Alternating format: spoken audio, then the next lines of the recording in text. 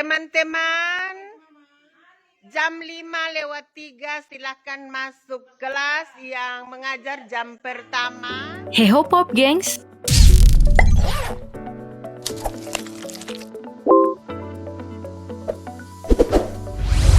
Selamat datang bulan Maret. Ada kabar seru loh buat ngawalin minggu pertama kita di bulan Maret. Nih, dari kabar sosial politik ada yang panas-panas nih di sidang lanjutan kasus narkoba yang melibatkan perwira tinggi Polri. Ada Teddy Minahasa yang gak terima disuruh bertobat oleh penasihat hukum AKBP Dodi Prawiranegara. Loh, kok gak terima ya? Teddy Minahasa bentak balik dan nunjuk penasihat hukum Dodi terus bilang, saudara bukan pendeta. Dan kesempatan untuk bertobat saksi. Bukan itu ya. Saudara bukan pendeta. Stop. Cuman mau ngingetin kok Pak, baperan amat sih. Yang lucu juga soal debat tawas dan trawas di dalam persidangan nih. Ada pernyataan dari Pak Teddy kalau barang bukti katanya diganti dengan tawas. Itu pun dibantah, bukan tawas tapi trawas. Yang benar itu trawas. Masalahnya, trawas itu ternyata bukan bubuk-bubukan atau apalah ya, tapi nama kecamatan di Kabupaten Mojokerto, Jawa Timur. Masa sih Pak BB bisa diganti kecamatan? Ngaco nih ngasih kesaksian. Wajar dong kalau penasihat hukum dan peserta sidang pada ketawa. Tawas tersebut diganti dengan kacamata. Selain itu ada satu lagi yang jadi perhatian publik. Dia adalah Linda Pujastuti alias Mami Linda yang bisa dibilang cepunya Teddy Minahasa yang punya jaringan pengedar lokal dan internasional. Nah yang menarik, keduanya punya istilah sembako dari Padang setiap akan transaksi. Oh, jadi gitu ya mainnya, pakai kode-kodean. Saya itu istilahnya sembako, invoice. Masih berlanjut nih dan tambah lebar kasus penganiayaan dari Mario Dandi. Muncul dugaan ayah Dandi lakukan pencucian uang dan ternyata kata Mahfud MD itu udah terendus sejak 10 tahun lalu. Jadinya Rafael Alun Trisambodo diundang KPK untuk klarifikasi. Setelah Rafael, giliran sang istri, Ernie Meke yang bakal diundang KPK karena aset banyak atas namanya. Terus fakta lain, Rubicon yang dipamer sama Mario Dandi itu katanya bukan punya Rafael. Di STNK pemilik Rubicon bernama Ahmad Saifuddin. Tapi pas dicek, orang ini ya cuma cleaning service yang menurut tetangga susah secara ekonomi. Gak heran sih. Ini salah satu cara biar harta dan tahta tetap aman kan? Update soal kasusnya, polisi sudah naikin status Agnes, pacar Mario ini jadi pelaku kasus penganiayaan. Oh, dan setelah harta dan tahta pejabat pajak ramai jadi sorotan, sekarang nih ya giliran Bea Cukai jadi sorotan.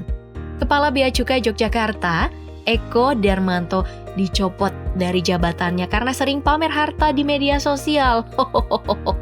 Hati-hati loh ya, pamer kekayaan di media sosial. Tapi ada yang lucu nih, tiba-tiba banyak orang yang jual motor moge serentak dalam waktu yang hampir bersamaan. Panik banget sih lu pada. Padahal yang dibubarin itu kan klub moge pegawai pajak. Atau yang jual moge ini semuanya pegawai pajak ya. Pokoknya deh ya, semua pejabat harus waspada. Kesalahan dikit aja imbasnya gede loh. Ini ada lagi nih, mobil pejabat plat mobilnya udah mati tapi belum diganti. Goreng-goreng terus. Kira-kira mau sepakat dengan komentar netizen yang mana nih?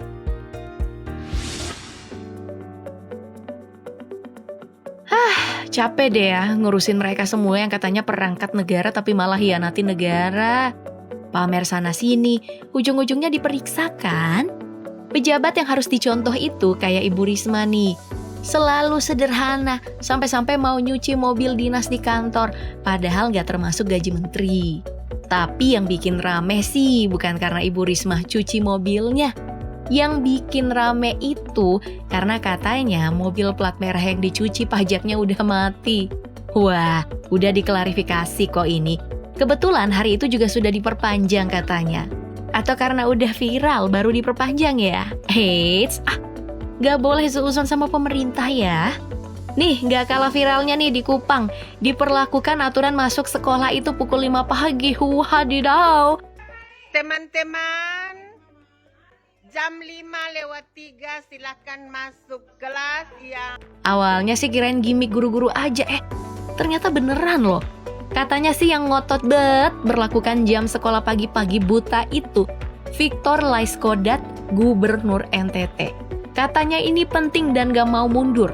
Alasannya sih biar siswa bisa lebih berprestasi dan demi SDM yang unggul. Wow, gimana menurut kalian nih gengs? Aku sih lebih sepakat dengan artikel yang diterbitkan sama Tirto. Kalau sekolah mulai lebih siang, anak bakal lebih berprestasi. Penelitiannya udah banyak kok. Ada penelitian nih dari American Academy of Pediatrics, The RAND Corporation, dan RAND Europe.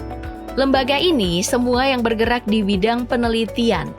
Menurutnya, idealnya itu pukul 8.30. Kira-kira Gubernur NTT ini baca hasil penelitian yang mana ya?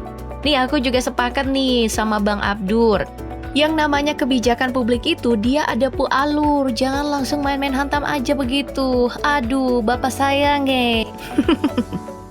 Yang namanya kebijakan publik itu Bapak dan Ibu sekalian, dia ada di alur, so dia langsung main hantam-hantam saya begitu. Bahas negara kita bikin leher jadi tegang ya. Gimana kalau kita ketawa sedikit? Ada nih video viral. Seorang pria lagi unboxing paket.